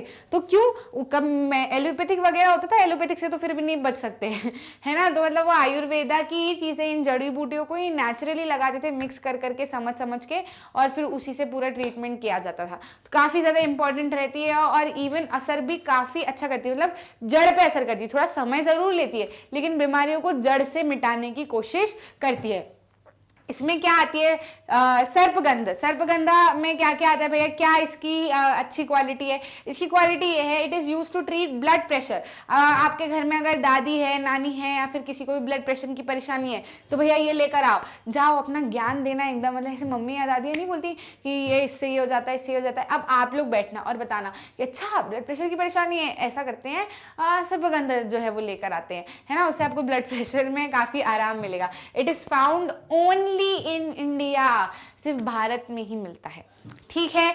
जामुन की यदि हम बात करें तो इसका जूस जो रहता है, जो juice from ripe fruit is used to prepare vinegar which is carminative and diuretic and has digestive property. जामुन खाने के बाद में काफी ज्यादा पेट को आराम मिलता है। ऐसे यूजुअली आपने देखा होगा कई दादी वादी को गैस वगैरह होती है या कोई भी दिक्कत होती है तो यूजुअली जामुन खाना प्रेफर करते हैं। मेरी नानी खाती थी, मुझे समझ नहीं आया, लेकिन ये पढ़ने के बाद में याद आया। अब ये सारी चीज़ें हमको पढ़ा दी जाती है लेकिन हम भूल जाते हैं, हमको याद ही नहीं रहता, हम प्रैक्टिकल लाइफ में इसको इन्वॉल्व करते नहीं। लेकिन मैंने गलती की, आप मत करना, है ना। तो इसको अपने लाइफ में याद रखने की कोशिश करना। The powder of seed is used for controlling diabetes. भैया कितनी ज़्यादा हो रही है शुगर वगैरह, कितनी प्रॉब्लम है, तो बताओ अपने घर वालों को कि सीड की मदद से क्या किया जाता है, डायबिटीज़ को भी कंट्रोल किया जा सकता है। अर्जुन, आप में से कुछ लोग अगर MBBS की प्रिपरेशन करना चाहते हो आगे, या फिर नीट वगैरह की तैयारी करना चाहते हो, तो भैया इंक्लूड रखना, इनको भूलना मत, ठीक है। एलोपैथिक की तो पढ़ाई करो, लेकिन अपने हाथ से भी इनमें से भी कुछ निकालो, बनाओ दवाइयाँ शवाइयाँ, है ना। तो अर्जुन जो है, अर्जुन नहीं है ये, अर्जुन भी एक तरीके का मेडिसिनल प्लांट है ना। The fresh juice of leave is a cure for earache. It is also use to regulate blood pressure. अगर कानों में कोई सा दर्द है ना, या फिर बहुत ज्यादा मेल हो गया है या कोई दिक्कत आ रही है कानों में, तो इसका फ्रेश जूस जो है उसको यूज करो, इसकी लीव्स का फ्रेश जूस यूज करो। और ये किस में भी काम आता है, ब्लड प्रेशर में भी काफी ज्यादा काम आता है। बबूल तो आपने देखा ही होगा, काफी ज्यादा आपके आसपास में ही देखने को मिल जाएगा। आई सोर्स को क्योर करने में मदद करता है। Its gum is used as a tonic की तरह आप इसको भी यूज कर सकते हो। नीम की यदि हम बात करें, it has high antibiotic and antibacterial property, ठीक है। एंटीबायोटिक भी काफी होता है, एंटीबैक्टीरियल प्रॉपर्टी भी काफी होती है। अच्छा, कभी डेंड्रफ वगैरह होता है, मेरी दादी क्या करती थी, मुझे ना डेंड्रफ काफी होता था, ठीक है। तो डेंड्रफ शुरुआत से ही ऐसा काफी ज्यादा डेंड्रफ रहता था, तो डेंड्रफ वगैरह रहता है ना, तो वो क्या रहता है, पपड़ी निकल जाती है। मेरी दादी ना नीम, कड़वी नीम का पत्ता, कड़ी लीव नहीं, कड़वी वाली जो नीम रहती है ना, उसके पत्ते लेके आती थी और उसको पीस लेती थी, है ना। थोड़ा सा पानी डालती, फिर पीसती, फिर पानी डालती, फिर पीसती, और फिर अच्छे से ना अंदर जड़ों में पूरा ऐसे लेप लगा देती थी। पूरा लेप लगा के फिर धो लो, है ना, हल्का सा फिर शैम्पू डाल के, अगर आपको डालना है तेल वेल लगाए तो अच्छा सा लगा के, और फिर इसको धो लो। क्या बाल हो जाते हैं, मतलब एक जगह डेंड्रफ आपको नहीं मिलेगा। इवन कुछ लोगों को अगर वो लाइस वगैरह की भी प्रॉब्लम रहती है ना, तो लाइस भी मर जाती है नीम से। कड़वी रहती है ना, तो चमड़ी पे चिपक जाती है, फिर वो अपना खून चूसती है, तो कड़वा भी चूस लेती है, मर जाती है। मेरी दादी ऐसे कर करके फिर ना ऐसे कंघी से भी झाड़ के ऐसे सारा कुछ निकाल देती थी, है ना। तो होता है बहुत सारे लोगों को, तो ये भी यूज करना चाहिए। और ऐसे भी काफी ज्यादा हेल्दी रहता है नीम, है ना, काफी ज्यादा एंटीबैक्टीरियल प्रॉपर्टी रहती है। तुलसी तो घर में होना ही होना चाहिए। तुलसी एक जो बाहर रखते हैं ना, उसका भी अपना एक सिग्निफिकेंस है, काफी अच्छी रहती है। It is use to cure cough and cold. आपने देखा होगा काढ़ा वगैरह बनाते हैं तो मम्मी झट से तुलसी के पत्ते लेके आती है और लाके गर्म पानी में डाल के और काढ़ा बना के आपको पिलाती है। काफी ज्यादा कफ और कोल्ड में भी आपको आराम आराम मिलता है। कचनार का क्या काम होता है? It is use to cure asthma and ulcer. Ulcer या अस्थमा की किसी को भी प्रॉब्लम है तो भैया बोलो पापा को या फिर दादी को कि कहीं से भी ये ढूंढ कर लेकर आए। The buds and roots are good for digestive properties, digestive property के लिए भी काफी अच्छा रहता है। और भी ज्यादा मेडिसिनल प्लांट्स आप लेकर आए। अगर इनके अलावा आपको कुछ पता हो कि अच्छा ये वाले भी मेडिसिनल प्लांट्स हैं मैम, ऐसे होते हैं, इस दिक्कत में हो तो आप खाना, कमेंट सेक्शन में बताओ और एक दूसरे की मदद करो, है ना, कि ये वाला मेडिसिनल प्लांट है, हमारी दादी नानी हमको बताई थी, तो अगर किसी को कुछ दिक्कत हो तो ये वाला मेडिसिनल प्लांट यूज करना, है ना। अपने दादी के नुस्खे हमको दिखने चाहिए कमेंट्स में। अब पढ़ाई कर रहे हो, सुन रहे हो तो समझ भी तो आना चाहिए, ठीक है। कमेंट्स में बताना मुझे कि आपको क्या क्या और चीजें पता है, ठीक है। तो यहाँ आगे हमारा चैप्टर खत्म होता है नेचुरल वेजिटेशन। बहुत प्यारा सा ऐसा हल्का फुल्का सा चैप्टर था, कोई दिक्कत नहीं है। खाली बस आपको थोड़ा बहुत लग सकता है कि वो फॉरेस्ट वगैरह याद करने में आपको थोड़ी सी दिक्कत आए, लेकिन उसको टेबल के फॉर्म में बना दिया।